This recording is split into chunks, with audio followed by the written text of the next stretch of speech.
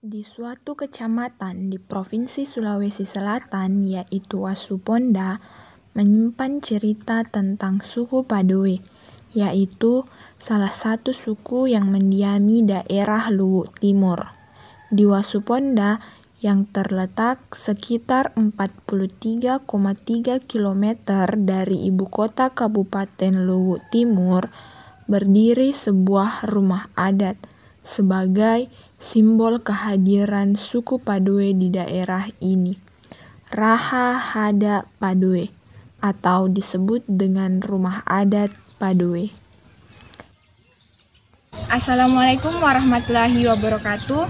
Perkenalkan, nama saya Dini Nur Aulia dari Universitas Negeri Makassar, program studi Ilmu Administrasi Negara dari Fakultas Ilmu Sosial dan Hukum. Nah, pada kesempatan kali ini, saya sedang berada di sebuah rumah bersejarah di daerah Luwu Timur, yaitu Rumah Adat Suku Padoe.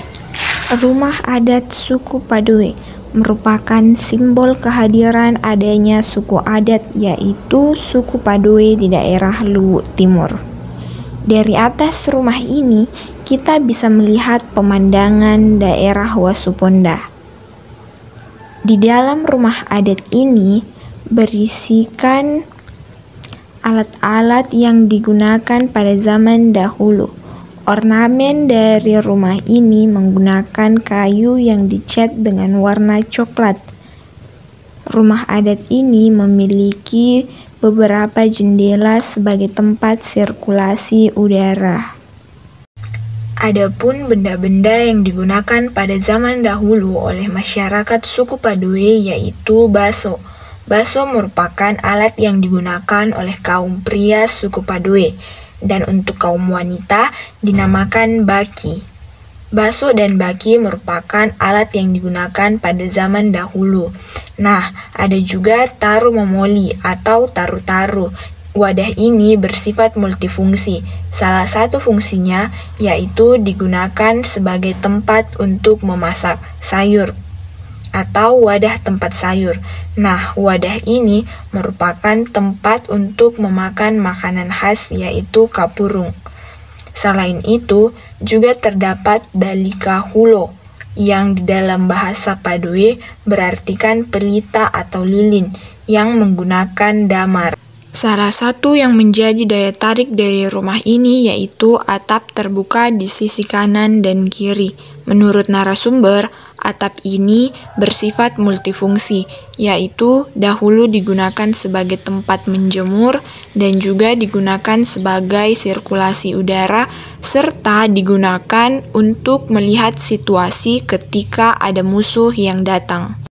Selain berkesempatan mengunjungi rumah adat, saya juga berkesempatan untuk mewawancarai Mohola suku Padoe atau kepala suku dari suku Padoe tentang bagaimanakah asal mula suku Padoe ini bisa mendiami daerah Luwu Timur. Mari kita simak bersama-sama penjelasannya. Pak, bagaimanakah asal mula suku Padoe ini bisa mendiami daerah Luwu Timur, Pak? Jadi asal-usul suku Padoe ini itu berasal dari Sulawesi Tenggara. Ya, dari satu daerah yang bernama Andolaki. Dan kita ketahui yang penduduk asli di sana kan Towaki, Sulawesi Tenggara. Nah, karena situasi di sana, perang antar suku, epidemi penyakit, bencana alam, mereka berpencar, ya. Yang ke utara, ke barat. Nah, ke barat ini sampai ke wilayah Andolaki, dekat kota Kolaka. Nah, dari kota Kolaka ini, migran ini tadi jalan terus berlayar ke arah utara timur Teluk Bone. Dan pada akhirnya mendarat di Teluk Bone di satu tempat yang disebut Bukit Punsi Meruni. Bukit Punsi Meruni. Nah, yang sekarang wilayah itu dikenal dengan segitiga usul, Cerekang, dan Punsi Meruni. Jadi kalau Punsi Meruni ini kalau dalam bahasa Padoe, pisang yang bersembunyi. Jadi itu tempat itu ya kalau sekarang ini ya banyak situs-situs yang keramat. Ya, itu seperti itu. Jadi setelah di Punsi Mabuni itu, di Bukit Punsi Mabuni, akhirnya semakin banyak lalu mulai menyebar ke daerah-daerah sekitarnya, nah, termasuk itu Pabeka, Angkona, ya, Kampina, sampai ke Malili, Usu. Itu penyebaran pertama Padoe, dan itu terjadi pada sekitar awal abad Masehi sampai abad 10 Masehi. Jadi kalau dilihat dari situ berarti bahwa suku Padoe ini termasuk salah satu suku tertua juga di Sulawesi Selatan. Setelah penyebaran pertama itu, lalu karena semakin banyak, semakin padat, menyebar lagi secara lebih luas.